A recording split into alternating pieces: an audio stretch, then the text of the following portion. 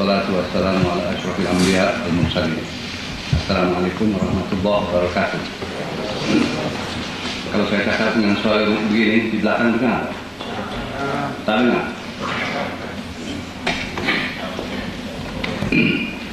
Kalau seperti ini,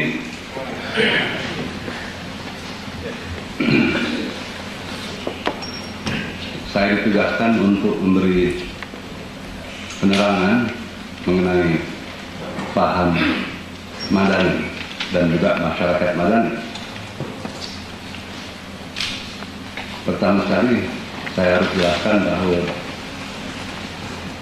ada pernah terbaca apabila istilah ataupun perkataan masyarakat Madani itu mula-mula disebarkan dalam surat kabar di sini, ada yang bertanya kenapa tidak gunakan masyarakat sivil.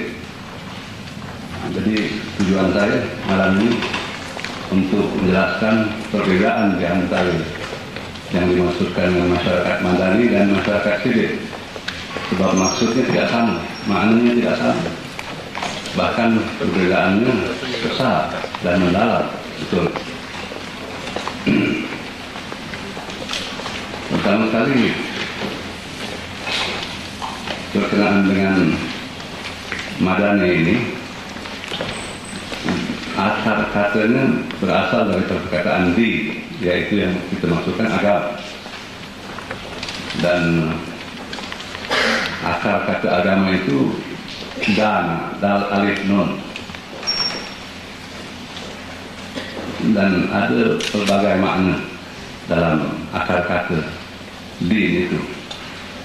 Walau yang pun makna-makna ini semua ada terkait-ngait dan juga dia menayangkan satu pahaman yang besar dan juga yang bersepadu maksudnya. Daripada perkataan din itu yang kita maksudkan ini agama, kita dapat juga perkataan Madinah misalnya. Sebab kita harus insaf bahwa tempat yang kemudian digelar Madinah itu sebelum Rasulullah SAW berhijrah ke situ mempunyai nama Yathrib. Apabila baginda pindah situ, hijrah ke situ, ditukar namanya dari Madinah. Ini ada makna besar sebetulnya. Sebab di sini berarti Madinah itu tempat di mana dijamalkan, diamalkan dengan sempurna. Kemudian biasanya tempat yang digelar Madinah itu tentu ada nabinya, ada undang-undang hukum, ada ajaran-ajaran yang benar dan tepat, ada akhlak. Sebab itu dalam Al-Quran misalnya bila perkataan Madinah terdapat, walaupun dia tidak merujuk kepada Madinah atau Nabi itu, tetapi bila perkataan Madinah terdapat dalam Al-Quran, kita harus lihat bahwa di situ ada misalnya orang-orang yang berilmu, orang-orang yang boleh paham ajaran-ajaran yang disampaikan oleh Rasulullah Allah Subhanahu Wa Taala. Misalnya dalam surah Yasin, karena ada satu ayat mengatakan wa min aqsal madinati rajulun yas'a. Nah itu. Jadi maknanya daripada ujung Madinah itu datang, seorang datang cepat maksudnya. Dan dia kata apa dalam surah Yasin itu, qala ya laita ya qaum ittabi'ul mursalin. Dia mengajak orang supaya ikut pesuruh-pesuruh yang diantar situ. Ittabi'u man la yas'alukum ajran wa hum muhtadun. Ikut mereka yang ataupun dia yang tidak meminta ganjaran, sebab dia mendapat hidayah, sebab dia dalam keadaan hidayah. Kita lihat saja di situ penggunaan perkataan Madinah itu menunjukkan tempat yang sudah ada satu macam ketinggian dalam kepahaman kebenaran. Sebab itu bahwa terdapat daripada istilah din, Madinah tadi, perkataan tamadul yang dimaksudkan itu satu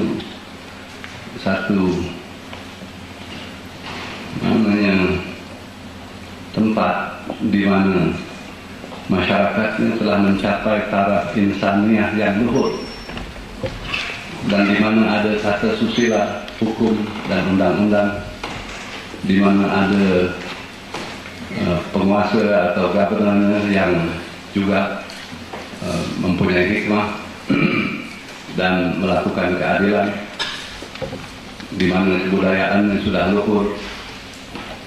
Itu arti tamadul.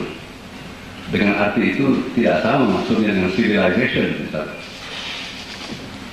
Sebab civil maksudnya itu kota ataupun bandar yang sekuler, maksudnya yang berkait hanya dengan politik, dengan negara dan sistem kenegaraan, itu saja. Tidak ada kait-mengait dengan akhlak dan budi pekerti dan kebudayaan yang luhur. Dan maka tentulah bila kita menulis dalam bahasa Inggris Islamic Civilization, maksud kita tamadul, untuk kita beri makna kita sendiri yang berdasarkan kepada istilah-istilah yang terdapat dalam Islam dan juga yang sudah menjadi bahasa kita sendiri. Begitu juga zaman purbakala, walaupun masing-masing itu ada satu macam tamadul, satu macam civilization, tetapi mereka tidak mengaitkan soal-soal akhlak. Kalau sekiranya mereka tidak kaitkan dengan agama, dalam Islam, paham akhlak itu sudah termasuk terangkum dalam agama Islam. Sedangkan misalnya dalam orang-orang Yunani purbakala, misalnya Aristotle menulis satu buku mengenai akhlak, dia bilangnya Nicomachean Ethics. Itu maknanya satu buku yang diaturkan untuk anaknya, Nicomachus, satu macam nasihat. Dan buku itu sangat penting betul bagi mereka, bagi kebudayaan Barat, sebab dia merupakan pengantar kepada apa yang Aristotle akan tulis kemudian, yaitu politik. Jadi maksud Aristotle, sebelum ada politik mesti ada ethics. Berkenaan dengan akhlak tadi, Aristotle sendiri memberitahu bahwa dia mendapat idea-idea itu bukan hanya daripada akal dia sendiri, akan tetapi apa yang disebut sebagai akhlak ini adalah suatu perkara yang sudah dipahami dan sudah maksudnya sudah mengambang dalam suasana purbakala. Maknanya berdasar kepada tanzil yang disampaikan oleh Allah Subhanahu wa taala kepada para anbiya yang purbakala dahulu. Bukan dalam Quran ada ayat mengatakan bahwa Allah telah mengutus nabi kepada tiap-tiap bangsa. Jadi ini artinya bahwa paham-paham yang berkaitan dengan akhlak itu asal usulnya daripada agama, bukan daripada akal insani. Dan oleh kerana itu, walaupun Aristotle tulis buku itu, buku akhlak itu, tetapi itu hanya seolah-olah macam teori belaka. Jadi timbul masalah macam mana nak mempraktikkannya. Dia sebut tentang hikmah, wisdom. Dia sebut tentang apa yang dikata courage, yaitu keberanian. Dia sebut tentang apa itu kesederhanaan, mana tidak melebihi atau mengurangi, temperance. Akhirnya dia sebut tentang keadilan, yaitu justice. Tapi ini semua merupakan perkara-perkara yang berat sebetulnya. yang perlu diberi definisi. Tetapi bagaimana hendak melakukan itu semua dalam masyarakat? Bagaimana hendak mempraktikannya? Sebenarnya tidak ada kaitan tentang itu, tentang apa yang disebut itu akhlak, itu etik, dengan apa yang berlaku dalam masyarakat. Sebabnya karena tidak ada agama. Agama mereka yang mereka anuti itu masih agama purba, masih agama menyembah dewa-dewa dan sebagainya. Jadi oleh karena itu satu masalah, kenapa ajaran-ajaran ahli-ahli falsafah Yunani itu misalnya berkaitan dengan akhlak misalnya, itu tidak diamalkan dalam masyarakat purbakala itu.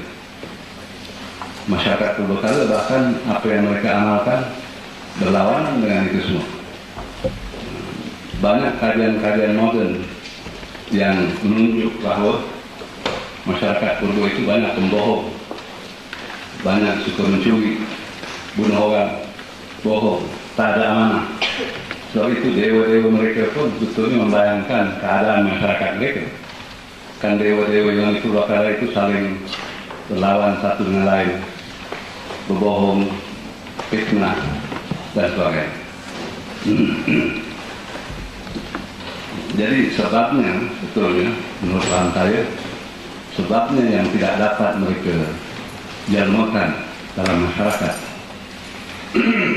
Karena apa yang mereka ajar itu bukan agama. Itu termasuk hanya dalam bidang falsafah. Dan falsafah tidak mempunyai dorongan yang kuat ke dalam diri insan untuk melakukan, mengamalkan. Melainkan agama juga yang dapat memberi dorongan seperti itu.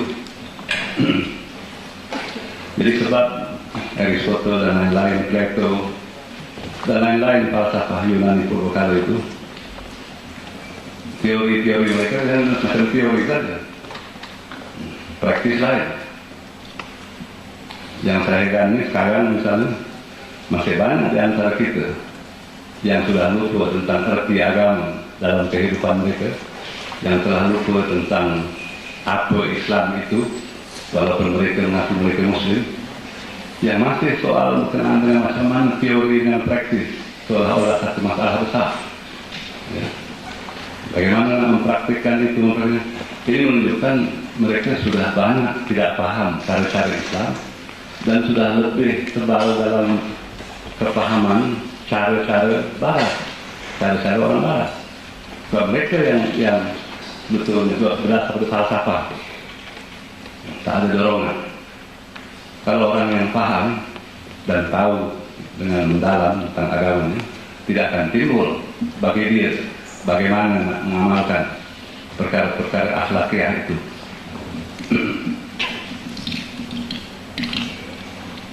Jadi kita lihat bahwa yang kita maksud di sini dengan secara ringkas, masyarakat madani ini maksudnya masyarakat yang bukan civilization, sebab itu hanya sekuler, itu hanya merujuk pada politik dan kepada kenegaraan, ketatanegaraan dan sebagainya.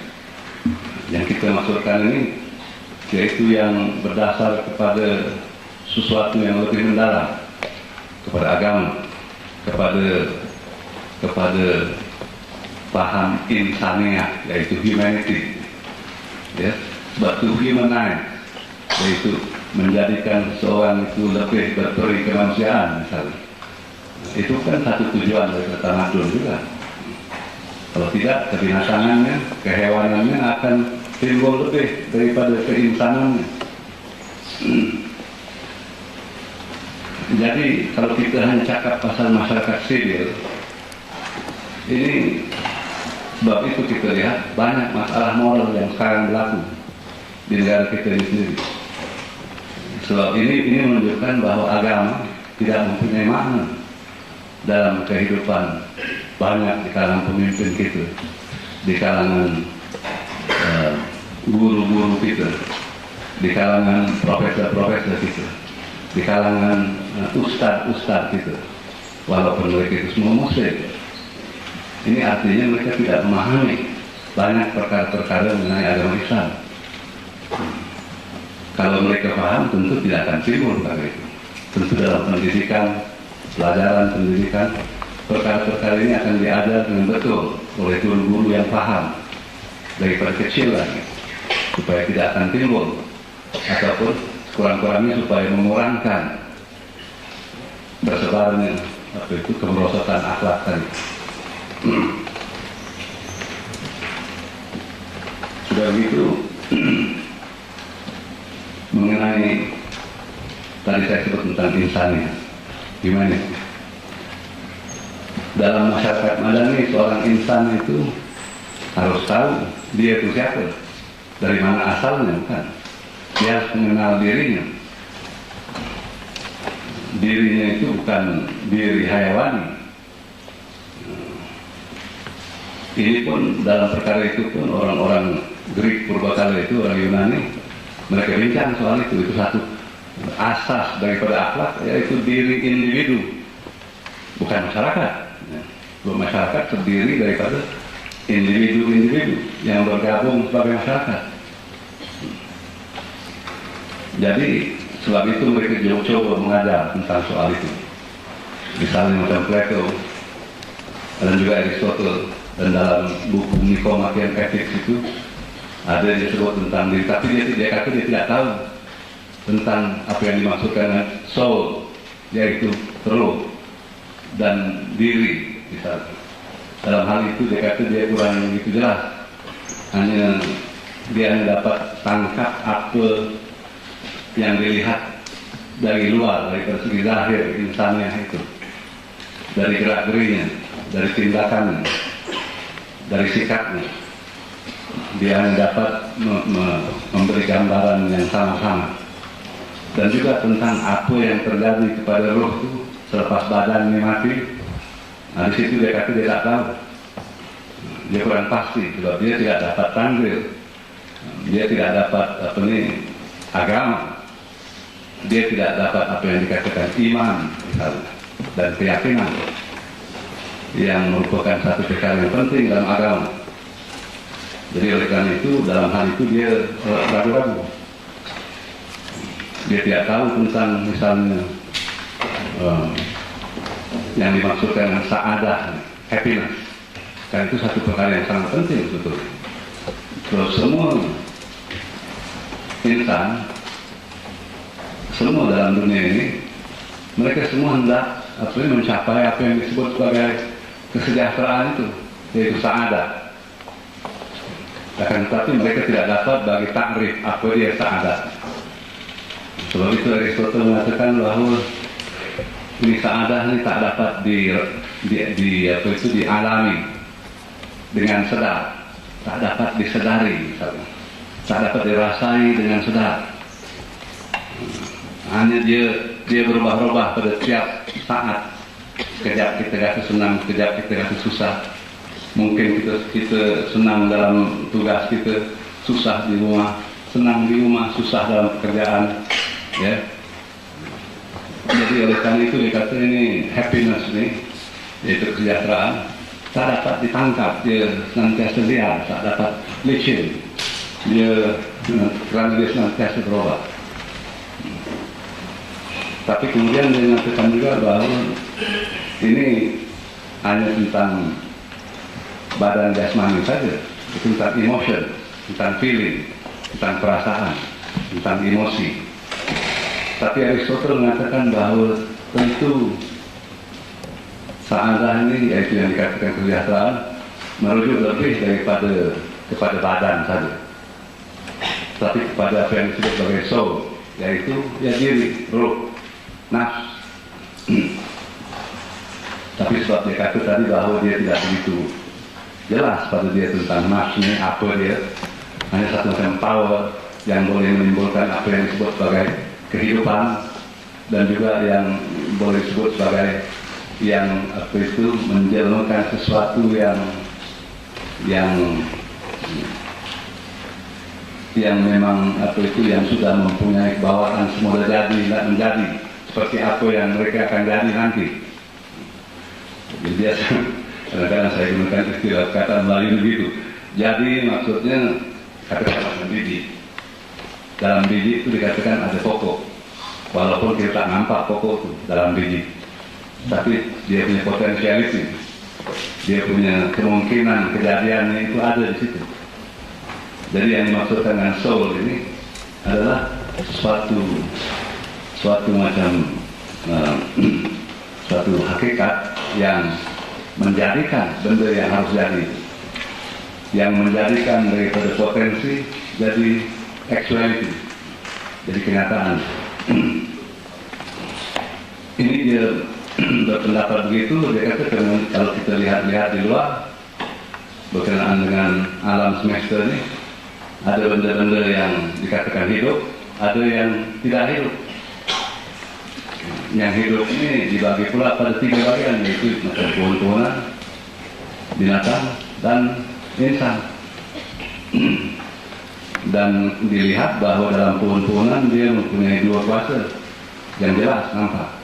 Dia boleh dia boleh menjelmakan sepertinya, yaitu menjelmakan pohon-pohon seperti dia juga.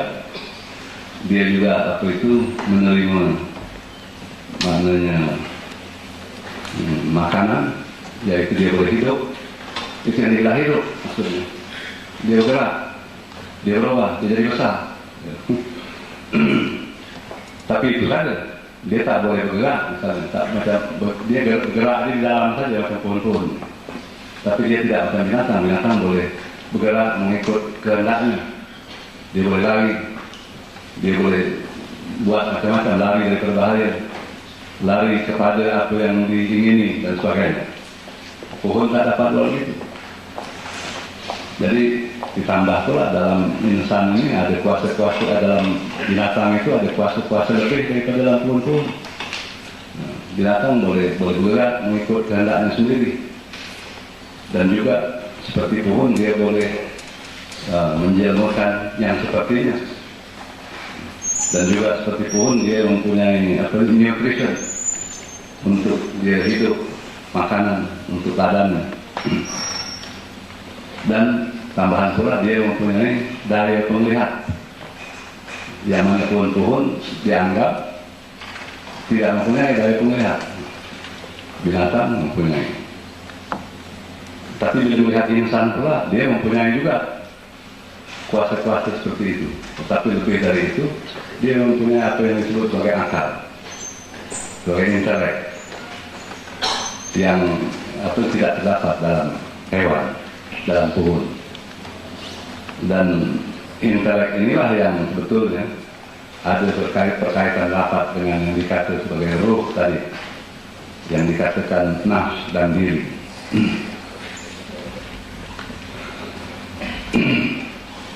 Tapi berkenaan dengan macam saya kata tadi, berkenaan dengan sifat-sifatnya yang lebih jelas daripada itu, mereka tidak dapat berikan, sebab tidak ada tanzir yang menyatakan kata itu. Dan akal insan tidak dapat menangkap paham-paham seperti roh dan sebagainya. Hanya dengan sama-sama belakang. Jadi sebab itu yang mengenai insan tadi, dalam pahaman Aristotle, dia mengaku sendiri dia tidak tahu tentang berkaitan dengan sa'adah tadi, tentang adakah soul itu ataupun intelek itu mengalami kesejahteraan atau siksaan selepas badannya mati. Nah, itu dia tak tahu. Berkenaan dengan orang seperti Plato pula, guru Aristotle, dia mengatakan dia dapat ilham. Jadi maknanya dia mengakui ini bukan daripada akal pikiran sendiri. Sebab dia kedua-dua ahli falsafah ini banyak belajar di Timur, dia ke Mesir, ke tempat-tempat di Timur Tengah, yang mana sudah ada tanzil-tanzil daripada nabi-nabi yang dahulu kali. Jadi tentu ajaran-ajaran itu ada masuk juga ke dalam pahaman mereka. Hanya mereka coba mengklasifikasikan, coba menguraikan dengan cara yang dikatakan rasional, yang boleh diterima oleh akal hayawani tadi. Dan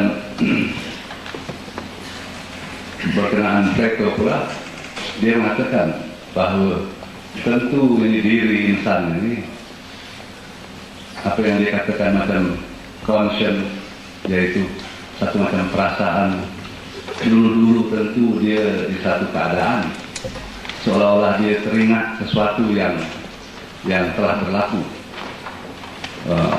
dahulu ketika insan ini belum wujud lagi dalam dunia ini. Jadi istilahnya the doctrine of reminiscence misalnya. Jadi maknanya diri-diri insan ini mempunyai satu macam peringatan tentang sesuatu yang telah berlaku, tapi tidak jelas sama apa dia yang diingati. Tidak jelas. Hanya ini jelas dalam Al-Quran. Ada ayat dalam Al-Quran yang mengatakan bahwa Allah SWT telah mengumpulkan semua roh, arwah semua, diri-diri Bani Adam, diri-diri kita semua, dan telah minta kita mengangkat saksi apabila Allah SWT berkata, bukankah aku Tuhan kamu? Dan diri-diri ini semua, kita semua telah mengangkat saksi, mengatakan ya, kami saksikan. Jadi itu berlaku sebelum kita dikaitkan dengan badan insan ini, badan jasmani. Jadi yang dikatakan ingat tadi itu, ingat keadaan itu betul. Jadi tiap-tiap insan telah membuat satu macam perjanjian betul dengan Allah Subhanahu Wa Taala, menerimanya sebagai Tuhan yang sebenar. Kemudian bila dicampurkan, dikaitkan dengan badan jasmani, tentu ada banyak di kalangan masyarakat insan ini yang lupa akan perjanjian itu dan yang mengingkarinya. Tapi yang tidak lupa, cara untuk menghilangkan kealpaan itu yaitu peringatan dengan cara ingat. Sebab itu kita gunakan istilah zikir. Zikir itu artinya mengingat, to remember. Dan dalam Quran sering dikata la tansa, jangan lupa. Itu yang dimaksudkan jangan lupa itu jangan lupa tentang perjanjian yang telah dibuat. Jadi maksud saya kata ini semua sekali dengan ringkas saja untuk menunjukkan bagaimana yang dikatakan di dari agama itu tidak lain daripada tujuannya untuk mengingatkan insan supaya berlaku baik, supaya kembali pada keadaan asal dengan menikmati kesejahteraan yang tulen dan bukan kembali dalam keadaan sengsara, dalam keadaan sengsara. Jadi dalam Islam misalnya arti sa'adah itu jelas dari dalam kebudayaan Barat sampai sekarang dia orang ikut pendapat Aristotle itu. Mereka kata kalau happiness cannot be defined, tidak dapat ditakrifkan, bahwa sa'adah itu sesuatu yang senantiasa berubah, dan oleh karena itu mungkin tak dapat kita mengaku bahwa kita ini happy, maknanya kehidupan ini happy, melainkan kalau kita sudah mati kelak. Kalau kita sudah mati, mungkin ada orang lain yang masih hidup boleh memberi pendapat kita ini happy atau tidak dalam kehidupan kita. Apa guna? Betul. Apa guna tahu kita happy atau tidak kalau kita sudah mati?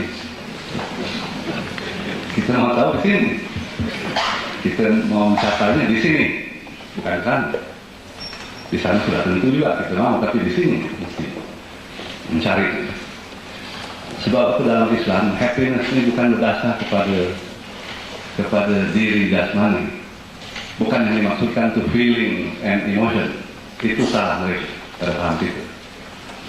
Karena feeling and emotion ini yaitu perkara badania, perkara jasmania. Tapi dalam Islam yang dikatakan happiness itu merujuk kepada suatu kesadaran, keyakinan tentang kebenaran. Kesadaran, keyakinan tentang kebenaran. Itu yang dimaksudkan sebagai sa'adah, happiness. Jadi pada orang Islam ini semua yang digelar iman yang benar. yang tidak dicampur dengan kekeliruan. Mana orang yang betul beriman, dia mencapai keadaan itu, keadaan keyakinan sedar tentang kebenaran yang diyakini dengan penuh.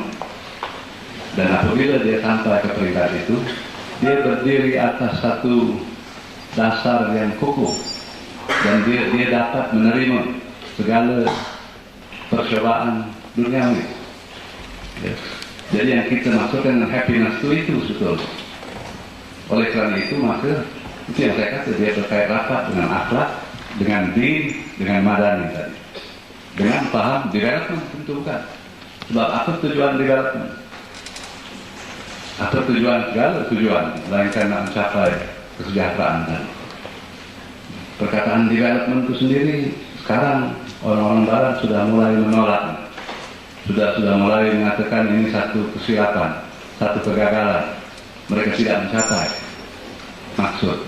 Ini kalau tak silap saya, paham development dikemukakan pada tahun 60-an. Kemudian UNESCO, Gunnar Myrdal, waktu jadi dia punya Secretary General, dia yang telah mengatakan 10-year plan for development, education for development. Dan ini dengan maksud yaitu economic quality of life. Jadi dibagi takriflah tuh quality of life itu maksudnya diri jasmani. Sedangkan kita tahu kan bahwa quality of life ini bukan hanya life itu bukan perkara jasmani, betul. Jadi kalau betul-betul kita tidak rancangkan development, jangan pikir hanya mencukupi makanan, cukup pakaian, rumah, pekerjaan. Itu memang betul, mesti ya kita ada, mesti kita mencapai itu semua. Tapi itu saja tidak cukup. Kalau berhenti di situ saja, tidak akan mencapai apa yang dia kata happiness development. Kalau bila kita tanya dengan dia, bagaimana di Sweden? Di situ sudah mencapai welfare state. Di situ tak ada pengangguran, tak ada unemployment. Di situ orang semua bebas, kalau nak obat macam-macam, aku suka hati boleh. Nak kawin di dalam gereja, di luar, di atas udara, di mana-mana, boleh. Nak kawin sambil loncat dengan payung, apa itu boleh buat. Ya, tapi kenapa di Sweden yang paling banyak orang bunuh diri, apalagi yang muda-muda? Itu menunjukkan masyarakat atau diri persoalan masing-masing tidak mencapai kesejahteraan, bahkan mengalami kesengsaraan, mengalami keraguan, mengalami kehilangan makna hidup. Sebab itu mereka tak sanggup nak hidup terus dalam dunia ini. Jadi kalau kita kata, then what is this development for? Where are we heading to? Dalam soal itu dia kena jangan tanya soal itu. Sebab dia berubah-ubah. There is no goal. The goal is always moving. Jadi sebab itu yang kalau tak silap saya, Datuk Seri Anwar Ibrahim selalu mengatakan bukan bahwa kita harus bagi takrif kita sendiri tentang apa arti development. Masyarakat Malaysia yang berbilang bangsa ini dan juga yang beragama sebetulnya, baik pun yang Muslim maupun yang lain, kita setuju dalam perkara itu. Dalam perkara bahwa yang dikatakan kesejahteraan itu bukan semata-mata kebendaan belaka.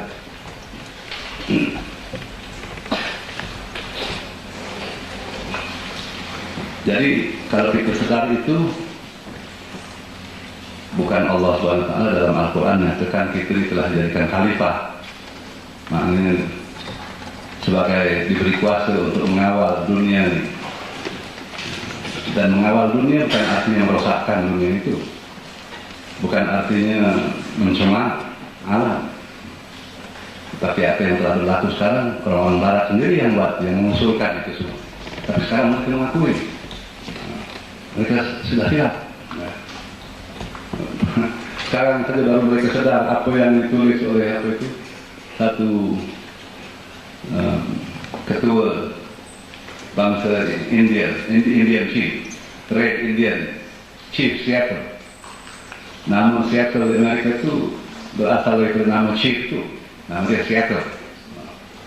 Itu kalau tak silap saya waktu Presiden Grant, Ulysses Grant agaknya lah, lebih kuat gitu.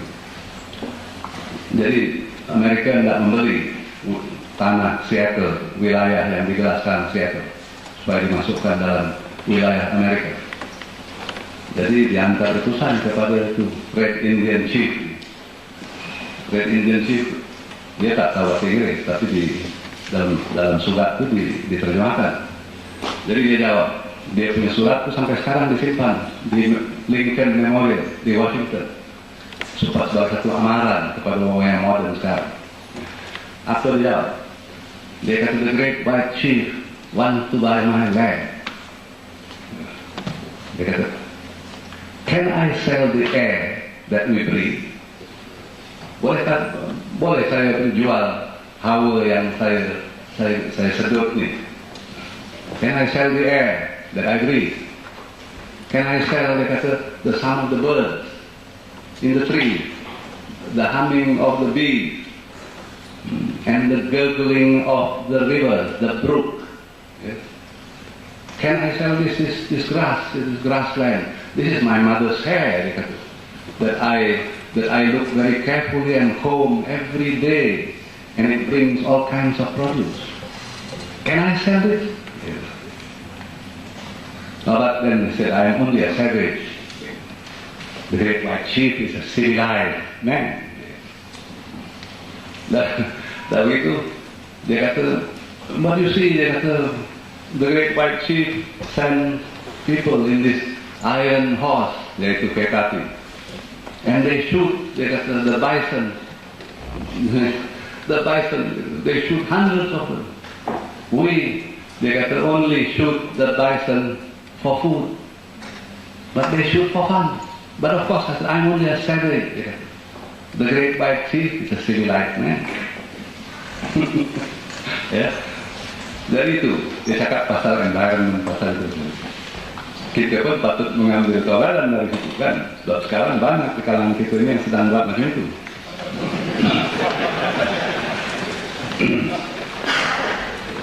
Jadi ini ialah masyarakat macam-macam, kurun macam-macam pun mesti ada.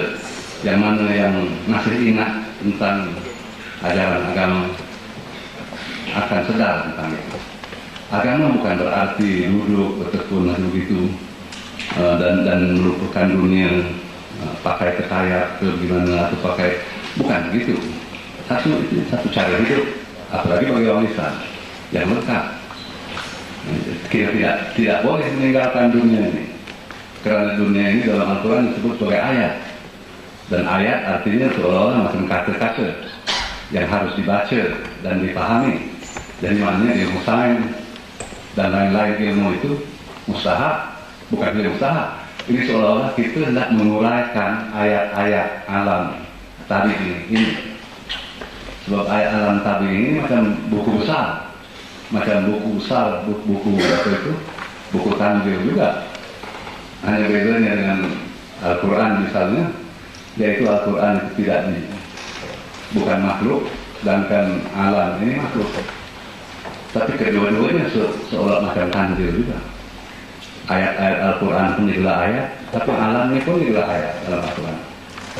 Jadi tugas kita bukan melarikan diri daripada ayat-ayat itu, bahkan kita mendampinginya, memahaminya, menghormatinya, membacanya, dan sehingga itu yang dimaksudkan dengan ilmu, semua sains.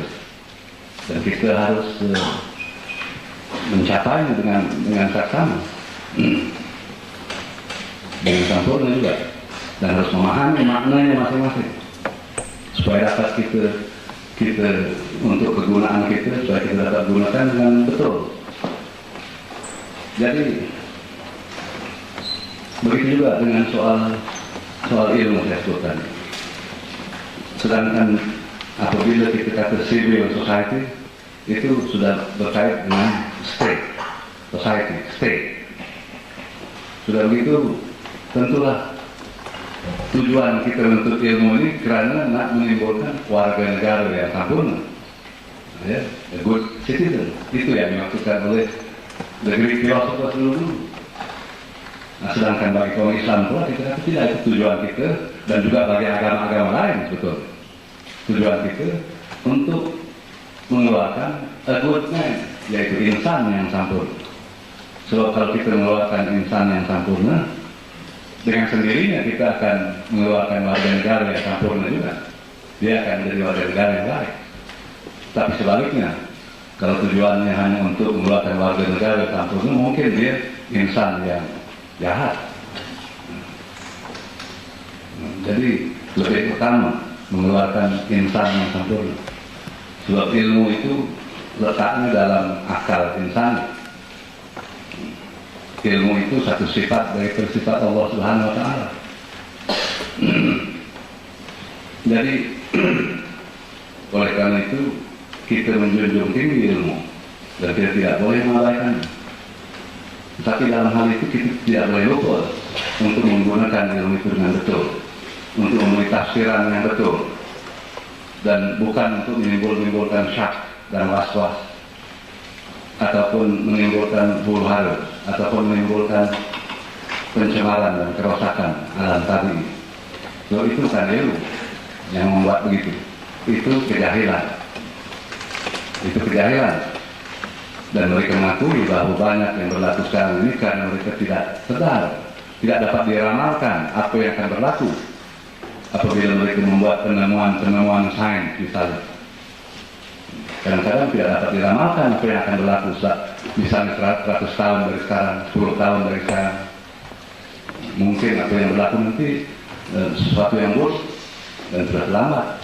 Sudah banyak kerusakan berlaku. Begitu juga soal ilmu tadi, ini berarti bahwa tentu bila kita sebut ilmu saja dan kita hormati ilmu, ini berarti bahwa mesti menghormati juga otoriti ataupun kewibawaan yang berdasarkan pada ilmu. Yang dimaksud dengan Al-Quran itu Atiiullah wa Rasuluhu ulil amri minkum, itu artinya kita harus ikut perintah Allah, ikut nabinya, pesuruhnya, dan juga mereka yang diletak dalam keadaan berkuasa terhadap masyarakat itu. Dan dalam keadaan berkuasa itu bukan maksudnya hanya orang-orang dalam pemerintah atau kerajaan. Itu artinya juga yang mempunyai ilmu. Sebab kuasa akhirnya letak pada ilmu, bukan pada kekayaan, bukan pada perkara-perkara yang sudah pun tahu maksudnya. Dia letaknya sebenarnya pada ilmu. Tapi kalau sekarang kita lihat dalam masyarakat kita banyak sudah mengabaikan, sudah tidak menerima kewibawaan yang berdasar pada ilmu. Sudah menerima hanya kewibawaan yang palsu sebetulnya.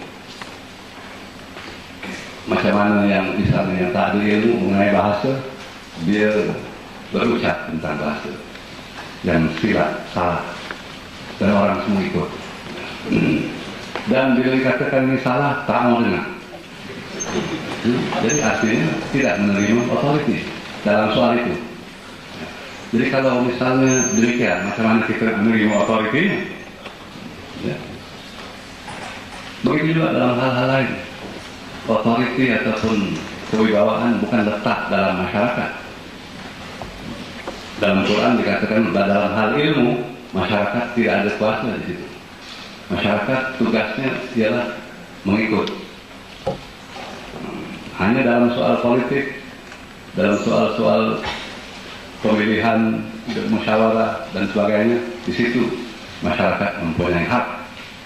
Tetapi dalam soal ilmu tidak ada democratization. Sebab ini bukan satu perkara yang boleh diajar dalam sistem pelajaran. Sebab masing-masing insan mempunyai kebolehan akal yang tidak sama, kebolehan rohaniah juga yang tidak sama. Jadi masing-masing ada yang mempunyai kelebihan dalam soal itu. Jadi sebab itu ditugaskan bahwa masyarakat harus ikut. Wa ulil amri minkum, ya, harus ikut. Sebab itu dalam Al-Quran juga disebut tentang ulul ilm, tentang ulul absar, tentang ulul albab, menunjukkan bahwa ada yang mempunyai ilmu, ada yang mempunyai ilmu sains dan sebagainya, ada yang mempunyai ilmu yang lebih mendalam. Dia dapat telus pandangan dia itu pada hal batin, dan ada yang mempunyai intelek yang lebih tajam. Jadi itu yang Al-Quran kata, kamu orang ikut, orang yang berilmu ini paham. Sedangkan orang-orang awam, misalnya awam maksud masyarakat dengan secara awam gitu, dan Al-Quran mengatakan bahwa masyarakat sebetulnya yang kebanyakan tidak mempunyai ilmu. Ya, wa aktsarun la ya'lamun. Maknanya kebanyakan insan tidak tahu, tidak punya ilmu. Ya'lamuna zahiran min hayatid dunya. Mereka hanya tahu tentang yang zahir mengenai kehidupan duniawi. Wa hum 'anil akhirati hum ghafilun. Tapi mereka tentang yang akan datang kelak, mereka cuai, mereka abaikan, mereka tak pedulikan. Jadi dibagi amalan, tinggal tabi'una, ya. Kalau kamu ikut mereka, yulilukan sabilillah, mereka akan menyesatkan kamu di perjalanan Allah. Jadi itu kita mengatakan ini bukan tujuan kita masyarakat tidak penting, tapi untuk menangkis banyak pahaman yang sekarang sedang disebarkan oleh orang muslim sendiri, seolah-olah masyarakat itu macam dewa, harus diperdewakan, dan individu dilupakan. Padahal semua akhlak, padahal masyarakat madani yang disebut tadi itu berasal dari individu juga sampai sekarang. Mau tak mau di Eropa sekalipun, yang mengeluarkan paham-paham baru, yang mengeluarkan ide-ide itu semua individu, bukan masyarakat. Jadi dan kita dalam Islam tidak membuat perbedaan di antara individu dan masyarakat, dualisme gitu. Seperti yang orang buat objektif subjektif, individual society. Ini apalagi golongan ilmu kemasyarakatan, mereka yang mengajarkan ajaran-ajaran seperti ini. Mereka tidak sadar bahwa dalam Islam tidak ada penduaan macam itu. Individu pun macam masyarakat, masyarakat pun individu. Sebab apa? Sebab tadi ayat yang mula-mula saya sebut itu mengenai apa itu diri-diri rohani yang telah dihadapkan di hadapan Allah SWT, buat perjanjian, membuat kontrak yang dibuat itu bukan social contract. Ya. Di situ dikatakan alas birok itu, bukankah aku Tuhan kamu? Perkataanku merujuk kepada yang jamak, yang banyak. Tetapi maknanya Allah tujukan perjanjian itu kepada keseluruhan, apa itu diri-diri dan juga kepada tiap diri. Jadi oleh karena itu masyarakat yang dimaksudkan masyarakat madani ini tidak buat perbedaan di antara diri dan masyarakat, diri perseorangan, ya, sebab kedua-duanya itu sudah membuat perjanjian yang sama. Ya.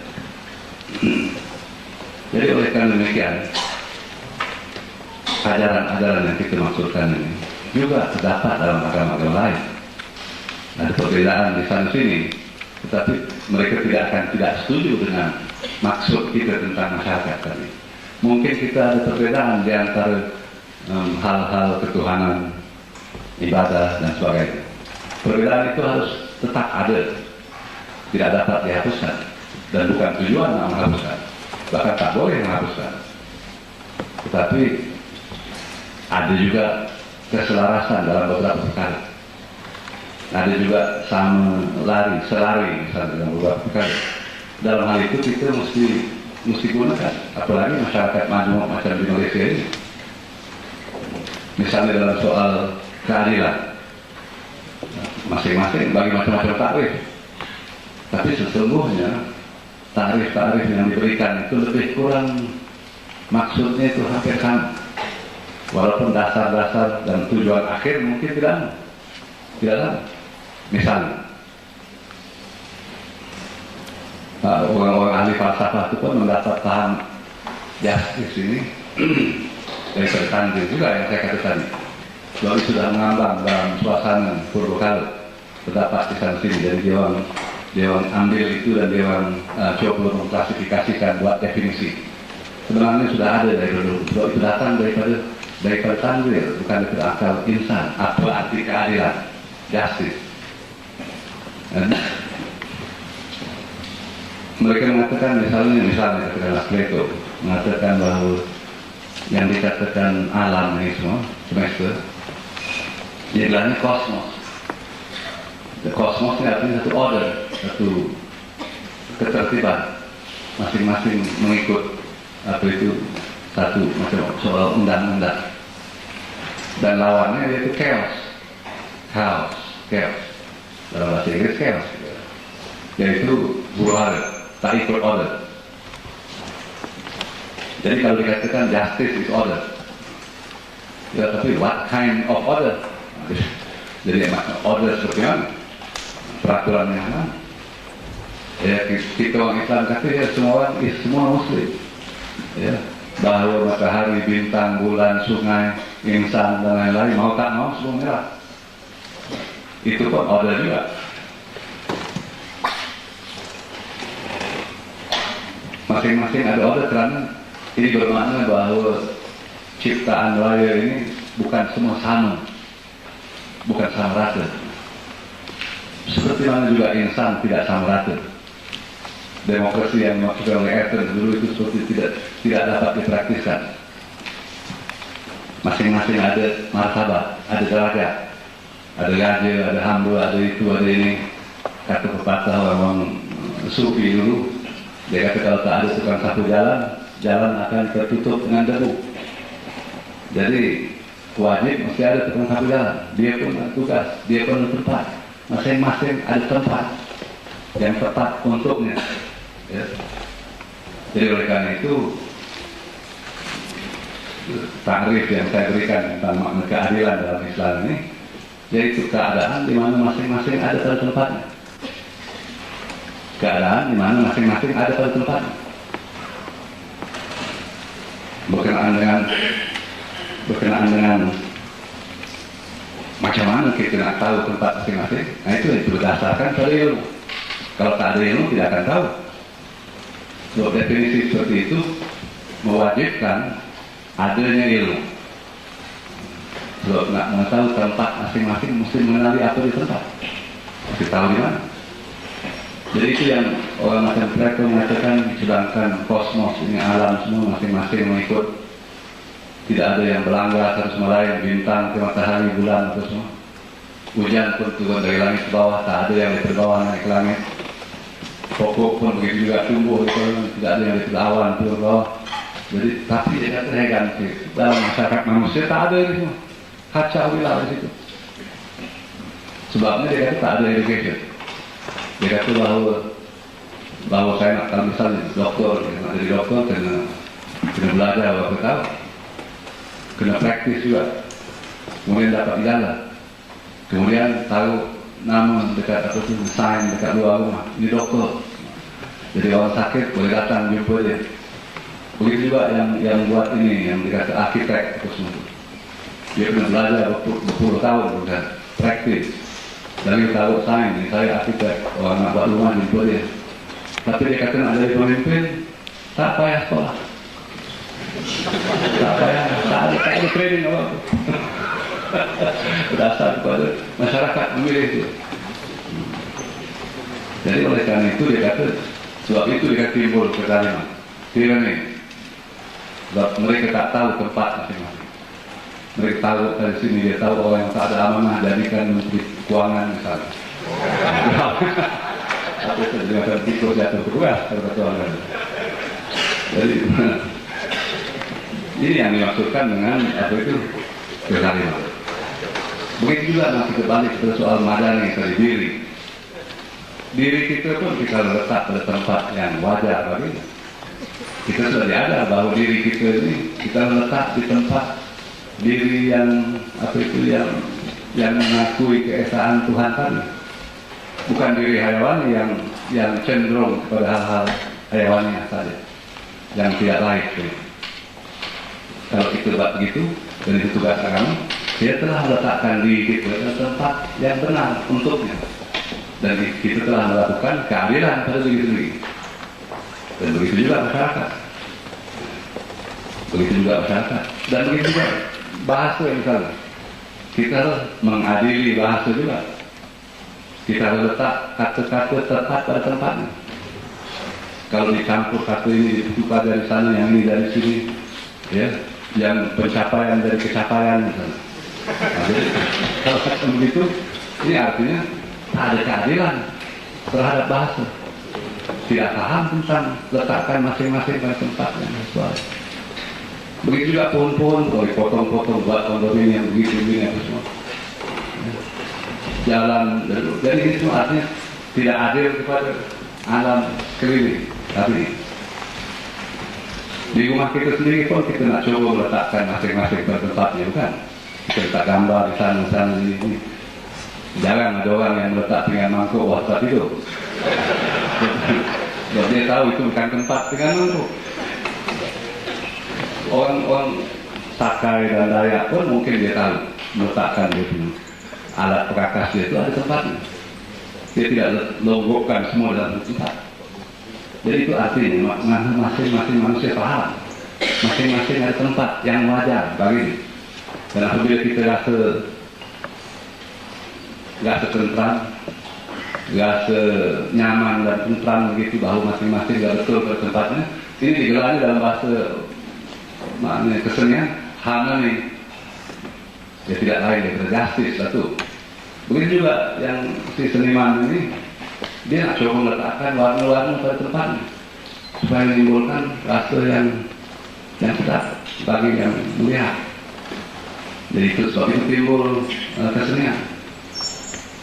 Begitu juga bunyi-bunyian pun dia coba meletakkan bunyi-bunyi pada tempat yang sesuai lagi supaya tidak janggal pada telinga mendengar. Jadi timbul seninya. Jadi itu keadilan itu artinya itu, bukan yang berlaku di mahkamah saja. Satu daripada aspek itu. Jadi dalam soal masyarakat madani kita mengharapkan masyarakat dan pemimpin-pemimpin yang tahu kita ini semua, supaya dia akan membuat keadilan kepada manusia, kepada alam sekeliling, kepada kebudayaan, kepada dirinya sendiri. Kemudian akhir sekali saya kira satu jam saya bercakap. Jadi yang satu lagi berkenaan dengan soal toleransi. Sebab ini saya pikir ini juga banyak sekarang disebut. Yang dimaksudkan masyarakat madani ini paham itu tidak, maksud saya tidak relevan bagi dia. Sebab ini begini, pertama sekali perkataan toleransi itu tidak sama. Dalam Islam tidak ada perkataan seperti itu. Seperti mana juga civilization maknanya tidak sama dengan madani. Begitu juga religion maknanya tidak sama dengan din. Dalam paham religion tak ada makna-makna seperti yang saya sebut tadi itu. Tak terdapat. Tak boleh dianalisa. Kata-kata dalam bahasa Inggris, bahasa Eropa, Indo-European languages ini tak ada akar kata. Jadi tak dapat dianalisa. Tak dapat diuraikan maksudnya dan maknanya, tak dapat dipastikan. Sedangkan kata-kata dalam bahasa Al-Quran itu masing-masing mengandung akar, macam pohon. Dia berakar, dia jadi, dia tumbuh, dia berbunga, dia berdaun banyak sampai melambai di langit murni. Dia berbuah, mengeluarkan macam-macam buah-buah ilmiah, sciences dan sebagainya. Jadi oleh karena itu kita harus ikut itu, tidak boleh dirubah-rubah sesuka hati saja. Jadi berkenaan dengan toleransi ini, saya kata tadi bahwa dalam agama Islam istilah seperti toleransi itu, maksud seperti toleransi tidak ada sebetulnya. Ini perkataan ini timbul di kalangan Barat, orang-orang Barat, walaupun sebelum agama Kristen sekalipun. Tapi selepas agama Kristen di Barat, Western Christianity, toleransi itu artinya kita harus maknanya bersabar atas kesilapan orang lain, ataupun bersabar atas kekurangan seseorang lain. Seolah-olah kita merasa macam tak sedap gitu. Macam kita terpaksa kita nak menahan diri, tak mau marah, tak mau itu begini. That is what tolerance. Sedangkan dalam Islam istilah yang digunakan itu macam sama. Dan di sini di Malaysia kita gunakan muhibbah. Itu mengandung elemen ataupun unsur kasih sayang, bukan? Jadi maknanya kita bila kita maksudkan dengan toleran, itu maksud kita harus kasihani, kita harus bantu tolong, bukan tak sabar dan harus menahan marah dan sebagainya, bukan itu maksudnya. Perkataan muhibbah itu dia punya akarnya hub, artinya kasih. Samalah pun mengandung makna begitu, makna kita bertimbang rasa kasihan, ya, berperi kemanusiaan terhadap seorang yang mungkin berbeda paham dengan kita, ya. Jadi itu artinya. Jadi heran kenapa perkataan toleran ini sekarang kita gunakan untuk kita sendiri. Kita seolah-olah berkata pada kita sendiri, ya, kita harus toleran. Padahal yang harus toleran itu mereka. Orang-orang barat tidak pernah sadar tentang. Sebab itu istilah itu timbul dalam mereka.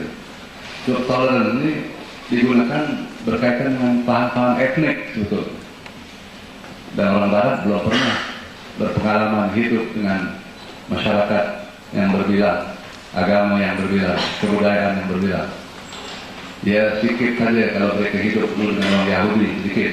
Tapi itu tidak begitu aneh sangat sebab separuh daripada agama Kristen itu berdasar juga kepada kitab-kitab Yahudi, ya. Tapi mereka belum ada pengalaman hidup dengan misalnya orang Cina, orang India, orang lain-lain bangsa dan semua agama yang sebesar itu macam Islam, Confucianism, dan mereka belum pernah dalam sejarah Eropa hidup dalam suasana begitu. Macam mana dia nak tahu tentang toleran? Jadi mereka tidak tahu itu semua. Datang pula mereka sekarang cakap pada orang Islam harus toleran. Macam kita ni, apa itu? Begitu tebal kejahilan itu. Begitu etnik. Jadi dalam soal ini kita sendiri harus paham dalam soal itu. Supaya apa ini tidak timbul masalah-masalah seperti yang dikatakan toleransi dan sebagainya. Dan toleransi bukan bermakna bahwa kita menerima, bukan bermakna bahwa kita mengatakan semua sama, tidak. Seperti mana juga Datuk Seri telah mengatakan, kita harus bertimbang rasa kasih sayang dengan orang yang kepercayaan lain. Meskipun kadang-kadang kita agak salah, tapi tetap kita membantu, kita menganggapnya sebagai manusia. Dan mereka juga insan. Dalam hadis itu Rasulullah satu hari satu jenazah lalu depannya dan dia bangun dan ada sahabat yang berkata kepadanya, ini jenazah orang Yahudi, kenapa baginda bangun? Jadi baginda menjawab, bukankah dia mempunyai ruh? Begitu juga dalam Al-Quran dikatakan, you should not kill without just cause. You should treat these people of other faith. You should not depreciate, dia kata, their God, because then they will also depreciate Allah. Jadi ini semua sekali, dan juga ada sebagian daripada orang-orang yang tidak percaya pada agama Islam, yang dikira ahli kitab itu, yang zimmi, yang dikehendaki bahwa orang Islam beri special privilege ya, kepada mereka. So ada kepercayaan mereka yang sekurang-kurangnya mereka terima adanya hari kiamat, mereka terima adanya pengadilan, mereka terima adanya surga dan neraka sebagai ganjaran dan siksaan. Jadi ada banyak berdasar pada tanzil juga. Jadi ini toleran jadi pada kita itu artinya seperti mana yang alhamdulillah berlaku di Malaysia, dan saya harap akan berlaku berterusan. Sebab kita tak ada jalan lain. Bukan kita tak ada jalan lain, kita harus menunjukkan tauladan pada yang lain. Dan juga bahwa masyarakat lain yang bersama kita sekarang, mereka pun harus paham dalam soal itu, bahwa kita tidak ganggu kepercayaan mereka. Mereka pun memikir mungkin kepercayaan kita ini juga silap, itu tidak jadi hal bagi kita. Asal tapi kita mesti menolong mereka, beri belas kasihan, beri bantuan kalau mereka perlukan itu semua. Buat mereka insan. Jadi membantu dan memelihara keinsanannya bukan artinya memelihara kesilapan yang ada padanya. Padahal kita begitu. Jadi kalau sekiranya ini sekali dipahami, kita sudah banyak bincang dalam banyak perkara-perkara yang telah sentuh. Hanya berkenaan dengan penghabisan tadi itu soal yang dimaksudkan accountability, yaitu responsibility lah, maknanya kita harus menanggung jawab. Apalagi sudah kita cakap tadi pasal masyarakat Madani ini berkenaan dia berasal dari din, dari Madinah, dari Tamadun, berkait dengan sejarah Nabi pula, berkait dengan diri insan, berkait dengan perjanjian insan dengan Allah SWT, berkait dengan keadilan ilmu dan lain-lain, dengan sa'adah. Banyak Pak sudah kita bicarakan. Dalam hal ini begitu juga misalnya, kan diri insan masing-masing mempunyai tanggung jawab. Kita mempunyai dua tanggung jawab bagi orang yang percaya pada agama, bukan bagi orang sekuler. Orang sekuler pikir tanggung jawabnya hanya kepada negara. Sedangkan kita ini tanggung jawab kita kepada negara ya, tapi juga kepada Tuhan, kepada diri kita sendiri, kepada apa yang akan jadi pada diri kita di masa kemudian kelak. So, kita ini, diri kita itu tidak mati macam badan kita, itu kepada kita, dan dia akan menanggung accountability apa yang dibuat di sini. Begitu juga dalam masyarakat Madani, ini accountability harus dilakukan kepada masyarakat, kepada diri sendiri, kepada keluarga, kepada masyarakat, kepada negara juga. Nah, tapi kita lihat sekarang banyak orang yang membuat sesuatu, banyak yang digelar oleh setengah sebagai petualang modern ini, yang tidak ada tanggung jawab, yang buat sesuka hati, yang hanya hendak meraih keuntungan saja, tak peduli apa yang berlaku, mencabuli hak-hak asasi diri individu, membuat jalan lalu betul di belakang rumah dia, tak peduli, buat kondominium betul tak dapur dia tak peduli orang itu nak buat macam-macam, tak ada. Ini berlaku sekarang. Macam mana kita nak cakap kita ni masyarakat Madani? Orang-orang ini sekarang yang mencabuli paham-paham seperti itu, dan kita tidak boleh diam. Apalagi saudara-saudara semua di kalangan saudara ini ada yang jadi guru, ada yang jadi mahasiswa, kenapa diam saja? Kan tanggung jawab bukan? Kenapa saya yang cakap? Saya dah tua, tapi saya masih juga boleh melawan, boleh berperang. Saya masih kuat dalam soal itu. Dan saya mengajak saudara-saudara semua, mari kita kerahkan tenaga kita. Sebab kita tidak boleh biarkan ini semua berlaku. So, nanti tidak akan dapat terjadi masyarakat yang adil dan baik dan madani di Malaysia ini kalau ini dibiarkan terus. Jadi itu saja yang saya nak sampaikan malam ini. Terima kasih banyak atas kesabaran mendengar sedikit banget. Adakah ini terbuka pada soalan-soalan? Terima kasih.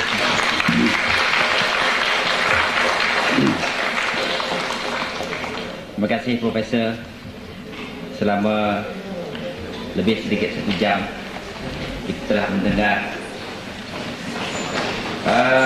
Saya imbas kembali 20 tahun yang lalu, wajah yang tidak berubah, cara pun tidak berubah, sedikit analogi, sedikit jentik-jentik.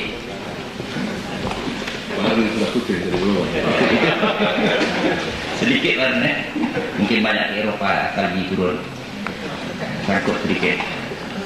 Tapi cara yang masih lagi segar seperti 20 tahun lalu. Profesor besar kita ini mengingatkan kita, zikir kita, persetiaan kita dengan Tuhan bagi mereka yang beragama, banyak hal lain juga yang disebutkan secara mudah, cara mengingatkan, misalnya tentang keadilan, tentang saadah dan kebahagiaan, kebenaran, tolerance, tanggung jawab, accountability terhadap segala apa yang kita lakukan. Dan natijahnya ialah mewujudkan masyarakat yang kita sebut harmoni, masyarakat madani. Dan sebelum wujudnya masyarakat madani itu, kita harus menentukan arah, dan arah kita itu, arah perjalanan harus kita buang segala duri, segala sembilu, segala rumput rampai dan kotor-kotoran yang ada di tepi jalan kita, supaya sampai tidak kotor kaki, tidak penuh dengan kita kata macam-macam rumput rampai pada skirt, pada seluar dan sebagainya. Dan saya cukup seronok kalau dapat setiap bulan pun dapat mendengar ceramah-ceramah begini, kerana isi dan caranya itu sangat subtle tapi faham, tidak sukar. Dan sebelum ditanya, profesor kita telah bersetuju untuk memberi ruang untuk soal jawab, dan saya rasa alhamdulillah saya pun dapat ingatan daripada YB Datuk Fuad tentang itu, jadi tak perlu lagi dipertanyakan. Dan kita baru 10, ya, kita baru 15. Rasanya kalau kita sambung, kita lanjutkan lagi 15 minit, adil untuk tuan-tuan dan puan-puan yang mungkin ada sesuatu yang ingin dikongsikan, ditanyakan, diluahkan pada malam ini, silakan. Dan kita minta profesor kita menjawab mungkin seringkas mungkin, supaya mungkin sebanyak mungkin orang ataupun audiens kita bertanya. Jadi tidak nanti pulang sampai pagi besok tak dapat tidur kerana tak boleh tanya. InsyaAllah kalau ada 10 orang bertanya, saya rasa cukup untuk malam ini, dan profesor pun bersedia untuk menjawabnya. Boleh kita mulakan. Ya, saudara Dr. Idris dari Fakultas Islam. Assalamualaikum, terima kasih. Salam. Profesor, tentang tadi ada saya sebutkan bahawa Malaysia adalah saya dari Fakultas Islam, Dr. Idris pelajar falsafah. Tentang tadi saya sebutkan tentang di Malaysia bertembungnya 3 peradaban yang besar, 3 falsafah yang besar, iaitu falsafah Islam, falsafah Cina, dan satu lagi falsafah Hindu. Barangkali begitu dapat saya sebut secara simpel. Soalan saya, untuk mewujudkan masyarakat madani seperti yang diceramahkan ini, apakah mungkin kita menyaring unsur-unsur terbaik dalam 3 peradaban besar itu untuk diadun menjadi satu ideologi nasional, atau kita ketepikan yang lain, hanya mengemukakan pandangan masyarakat madani dari konteks yang dibicarakan malam ini? Apakah kita mau adun sekali begitu, atau kita pisahkan, sisihkan? Terima kasih.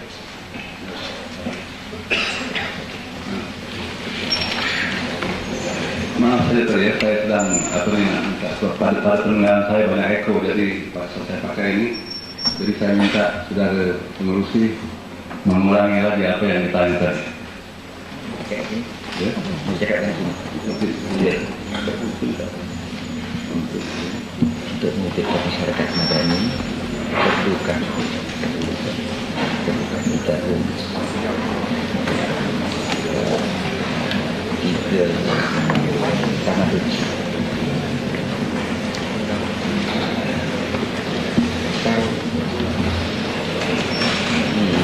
Mungkin 2, 3 daripada tinggal Islam. Yang saya diberitahu bahwa yang sudah tanya itu untuk mewujudkan masyarakat madani perlu digabung 3 tamadun atau dikikis dulu. Itu kan yang ditanya tadi. Baik, kalau itu yang tanya.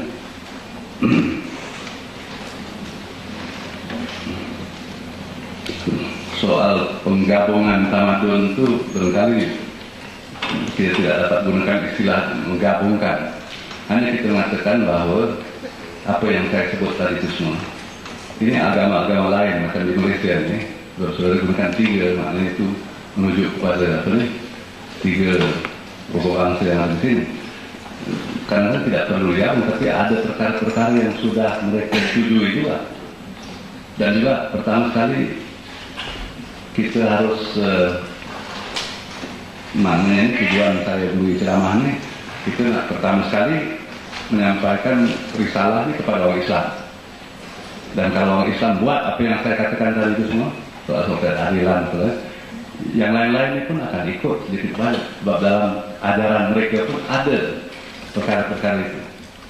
Bukan, sama pun tak boleh digabung-gabungkan. Sebab ada banyak dasar-dasar yang tidak sama. Yang dikatakan world view, itu tidak boleh digabung-gabung. Jadi keliru. Kalau digabung-gabungkan, tak, pertama sekali mustahil. Keduanya, orang yang cakap pasal menggabungkan, dia keliru. Dia pikir ini akan buat kue. Dalam dapur buat tampun, taruh terigu sikit, taruh gula sikit, taruh jadi, masuk dalam apa jadi kue. Jadi, tamadun tidak boleh dibuat begitu. Percayaan agama pun tak boleh dibuat begitu.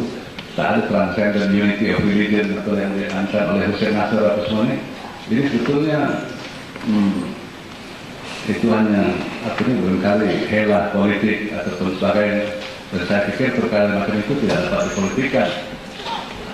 Jadi berkenaan dengan ini, misalnya tadi saya sebut orang-orang katakanlah Cina yang betul-betul terpelajar. Kalau dalam sistem pendidikan kita diajarkan misalnya ajaran-ajaran tulen yang diajar oleh Confucius misalnya, ini saya telah mengatakan ini dari tahun 60-an ini, yaitu misalnya soal keadilan. Sebab dalam tulisan-tulisan Confucius ini pun hampir apa yang disebut tentang keadilan itu hampir yang saya sebut tadi, yaitu bila ditanya oleh satu orang atau itu raja atau duke, satu orang atau itu macam maharaja, bukan maharaja, macamnya lah bendahara dalam satu wilayah, the Duke of Chow, dia tanya dengan Confucius, what do you think if I make you governor? Jadi dia jawab, well, that means you have to change the names. Rectification of name. Banyak orang buat macam-macam komentar di sana. Padahal ya maksud dia itu dia orang ahli falsafah, bukan governor, bukan ahli ketatiran. Kalau dia disuruh jadi ahli ketatiran, mungkin dia sudah tak ada keadilan, sudah dicampur adukan tempat filsafat dan tempat ini. Jadi bukan tempatnya di situ. Ya. Maksud dia begitu. Jadi kita lihat dalam situ pun ada berkait dengan apa yang saya katakan tadi. Mungkin di kalangan agama Hindu pun misalnya mereka membuat sistem kasta, kan? Dan tujuan mereka buat sistem kasta pun mungkin dalam paham mereka ini nak meletakkan masing-masing masyarakat insan pada tempatnya yang wajar. Jadi ada yang itu, ada yang tinggi sedikit golongan apa nih, petani dan sebagainya, golongan kesatria, akhirnya Brahma. Jadi walaupun mungkin kita tidak menyetujui apa itu cara begitu, tapi dasar paham keadilan itu tetap ada, karena meletakkan pada tempat masing-masing. Nah, kononnya nak mencapai keadilan kalau masing-masing bertempatnya. Jadi kita lihat di sini perlu saya terangkan juga. Saya telah membuat perjumpaan dengan para uskup, misalnya Kristen di Malaysia, 4 orang bishop, uskup, ya. Dan ada lagi yang dari Protestan. Dia datang ke institut lain dan dia tanya macam-macam soal dengan Islam. Pertama dia hormat pada kita, dan dia katakan banyak yang saya cakap ini dia setuju. Bahkan dia juga rasa kesal kenapa masih berlaku perkara-perkara yang dia pun kesal. Misalnya, so saya tak ada pernah saya katakan kenapa misalnya ada perkara-perkara yang sebetulnya haram tidak diharamkan, ya perkara-perkara yang sebetulnya berdosa tetapi tidak disebut sebagai dosa. Misalnya, katakanlah orang-orang yang melakukan AIDS dengan cara yang bukan tak sengaja, maksudnya bukan dengan injection itu saja. Jadi ini kenapa dikatakan hanya dalam soal-soal kesehatan saja. Ini bukan hanya perkara jasmani misalnya. Nah, bagi orang Islam kelakuan seperti itu, homoseksualiti atau ini semua dosa. Tapi tak ada satu pun, baik ulama maupun dalam keadaan yang bukan mengeluarkan perkataan dosa. Masing-masing dari sekular. Dosa ini is a religious term. No meaning. Dia orang setuju, dia kata yes, it is a sin. Ini kata bishop. Profesor Wan ada dengan saya pada waktu saya cakap. Dia kata betul, it is a sin. Why don't we say it's a sin? Because in that way we are making younger people realize, understand. But if to say only, well, look after your health, or have one partner, or use condom, that means you are encouraging the continuation of that kind of thing. Betul tak? Kita seolah menganjurkan supaya itu terus berlaku.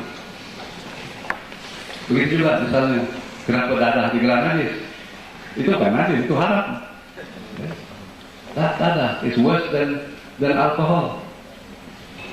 Jadi, how can you say alkohol haram, itu tidak haram, itu najis. Najis boleh disertu, bukan. Boleh dihilangkan. Najis bukan dosa. Tapi haram kan. Jadi ini artinya, kita sudah dari sekular, sudah bukan lagi menanggap paham worldview yang dimaksudkan oleh agama. Jadi soal itu kita mengatakan pada mereka kita pun mengeluh melihat ini semua sekali. Jadi kita harus bercampur suara menentang ini semua. Teman Hindu pun kata begitu juga. Yang Buddhis pun kata begitu juga. Jadi maknanya bukan tidak perlu menggabungkan madu, tapi dengan hal-hal ini, hal akhlaknya. Ini ada banyak yang kita setuju, boleh setuju. Dan kita gunakan itu. Itu menjadikan dasar pendidikan kita, dasar kebangsaan kita. Itu soal teologi, soal tauhid, ini hal lain. Ini tak perlu dibawa-bawa, diseret-seret masuk. Itulah yang saya jawaban saya. Oke, kalau ada soalan selanjutnya.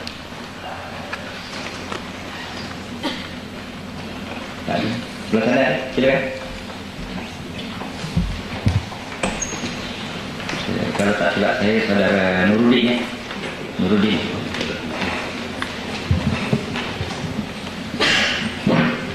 Terima kasih. Assalamualaikum warahmatullahi wabarakatuh.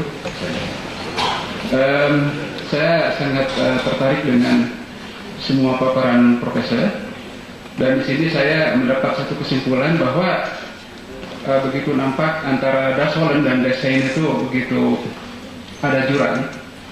Dan saya kira kalau yang terakhir dikatakan oleh profesor berkenaan ketidakmampuan untuk melafazkan sesuatu dengan tepat ya, yang dosa dikatakan najis umpamanya tadi, saya kira ini memang sudah semacam trademark juga. Dan hari ini kalau saya boleh gambarkan juga bahwa misalnya banyak kontradiksi ya antara yang dikatakan dengan yang dioperasionalisasi ya. Dan katakanlah misalnya kalau berkaitan pendidikan seumpamanya, kalau misalnya kita hari ini melihat fakta bahwa begitu tidak satu taklid tentang pendidikan ya, bahwa pendidikan dikatakan sebagai satu sektor industri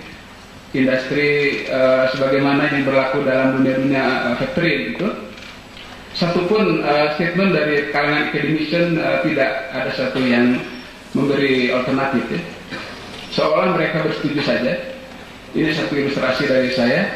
Jadi oleh karena itu saya ingin mengetahui solution dari profesor, bagaimana cara terbaik untuk menangani budaya contradiction ini yang terus-terus berlaku. Budaya contradiction ya. Jadi yang sentiasa ada bercanggah gitu. Ringkaskan sedikit komen sudah. Kalau ada buat banyak komen. Stop dulu, biar saya ambil dari sekarang, kemudian boleh komen lagi. Iya. Jadi soal saya barangkali profesor dapat mengenangkan satu formula untuk memberi satu kemudahan bagi siapa saja yang berkenaan dalam masyarakat ini untuk tidak terus-menerus terperangkap dalam budaya-budaya yang contradiction tadi. Sementara itu, terima kasih. Ya.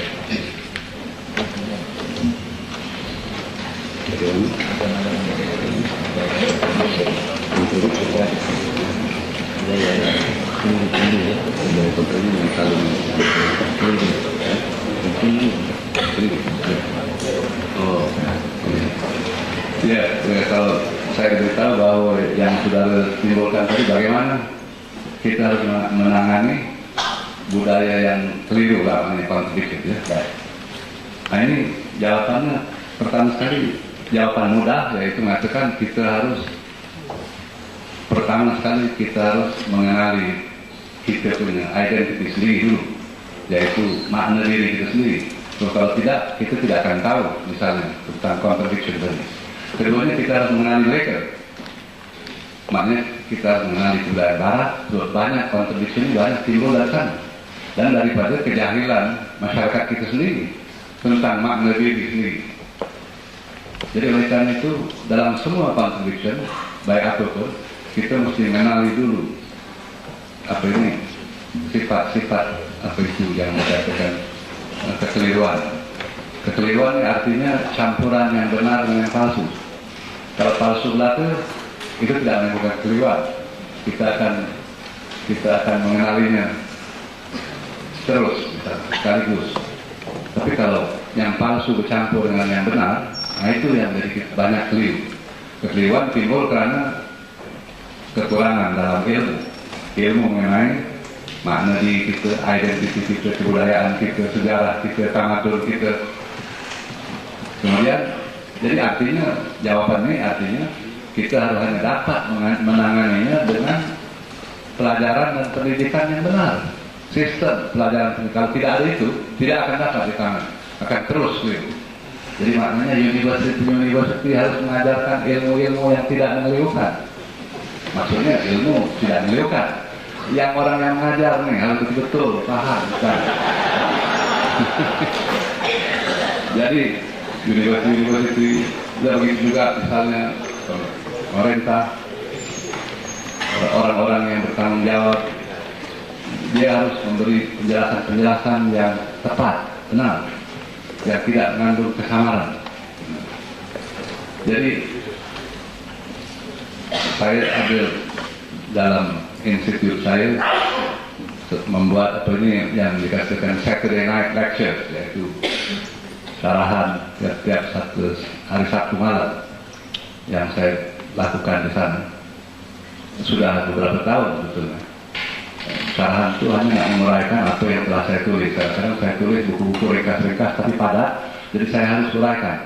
Yang hadir di situ profesor-profesor daripada institut saya, daripada universiti lain yang dekat di Kuala Lumpur, daripada kaki tangan kerajaan, kementerian dan sebagainya, kaki tangan di peringkat tinggi, mereka semua ada, menteri-menteri juga.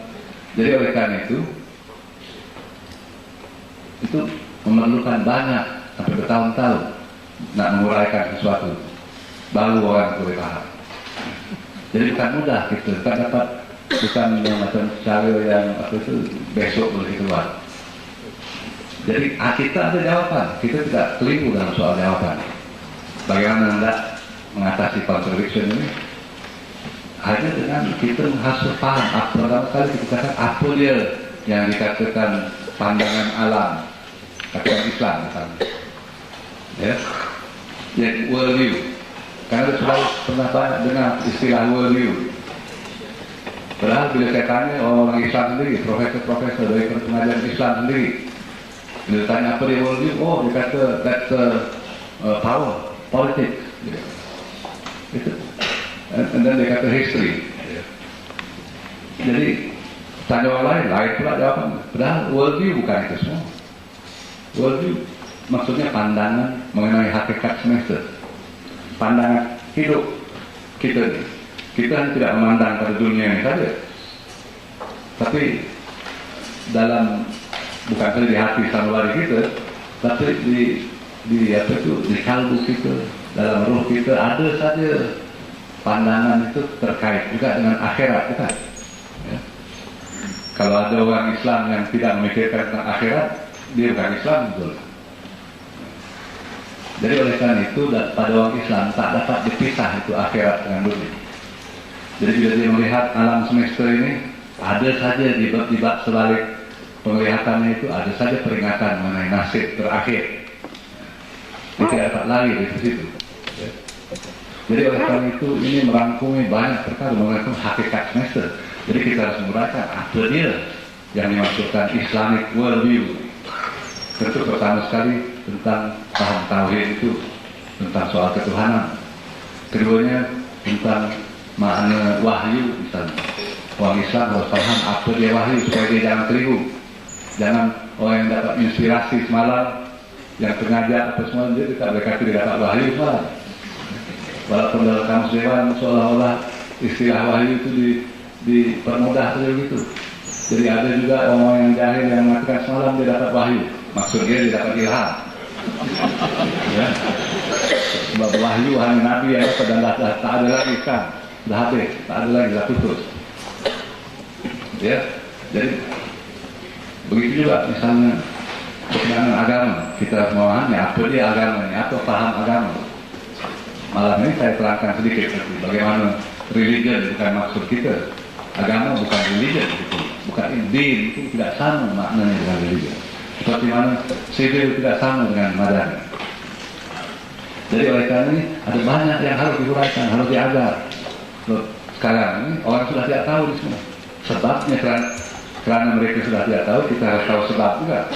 Karena golongan modernis, orang Islam sendiri yang telah memutuskan diri dari yang lampau, yang telah menghilangkan sejarah lampau, yang tidak lagi mau merujuk kepada ulama-ulama yang silam, ulama-ulama dulu yang besar, yang telah memberi banyak sumbangan kepada dunia, betul. Jadi kalau mereka memutuskan begitu, macam memutuskan daripada akar, umbi. Ya. Jadi dia tak kenal diri siapa, dari mana dia nak ke belakang ke sejarah itu macam orang dekat Singapura, tak tahu mana sejarahnya, dari mana asalnya. Ya. Ya. Atau macam orang tinggal dalam hotel, misalnya. Tak ada personality, tak ada identity masing-masing macam 1-2 malam itu pindah tempat lain. Tak ada masyarakat di situ dalam hotel, kan? Di rumah. Jadi oleh karena itu memutuskan diri daripada sejarah lama. Dan itu memang sampai sekarang banyak orang kata begitu. Bahkan baru-baru ini saya dengar orang kata jangan balik pada abad ke-16. Ya. Jangan balik pada abad ke-15-16. Bila mungkin Datuk Seri Anwar ada bercakap tentang apa itu dulu-dulu macam mana sumbangan-sumbangan Hamzah Tansuri dan Zaniri apa semua. Jadi golongan sosiologis jangan kita balik pada dia tak nampak bahawa bukan maksudnya balik ke zaman Hamzah tu pakai lilin duduk ke atas itu maksudnya. Ya. Maksudnya itu pemikiran yang ada itu, pemikiran itu universal. Dia pemikiran yang berlaku pada tiap zaman. Dan ulama-ulama lama yang lain pun, yang Al-Ghazali, yang lain-lain ini semua sekali senantiasa orang Barat sendiri menerima. Agama lain pun menerima, yang sudah terjemahkan karya-karya mereka itu semua. Jadi kenapa pula kita nak melupakan semua? Jadi satu daripada sebab timbulnya contradiction tadi di kalangan kita.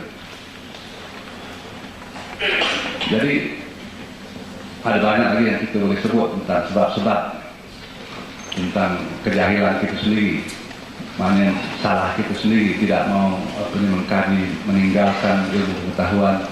Itu sebab juga timbulnya apa itu kerajaan-kerajaan yang zalim, raja-raja Islam yang zalim misalnya. Itu dalam sejarah ada juga banyak gitu.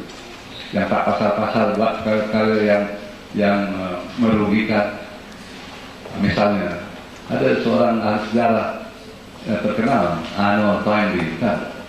Dia ada menulis tentang macam mana ada satu raja Islam perkasa, yaitu Timur, ya, yang dikatakan Malay dalam bahasa Inggris. Timur, dia abad ke-14 abad 14. Dia ini jadi pioneer nulis. Dia kata di Timor pada waktu itu dia paling perkasa dalam dunia. Tidak ada tentara yang boleh mengalahkan. Kalau dia melawan negeri China dan Rusia, sejarah dunia sekarang tidak akan seperti sekarang ini. Tentu dunia akan berubah. Tentu komunisme dan lain-lain tidak akan timbul. Tapi herannya dia kata dia tidak memandang ke jurusan Rusia ataupun China. Dia pergi lawan dengan orang Turki, sesama Islam. Dia lawan orang Mesir, Mamluk. Dan dia buat huru hara dan musnah semua kerajaan Islam ini. Apa sebab dia kan tak tahu. It's very mystery, strange kelakuan sejarah. Jadi begitu juga di kalangan orang-orang yang berkuasa. Tapi ulama-ulama dulu tidak lemah. Mereka banyak mengkritik, mereka tulis.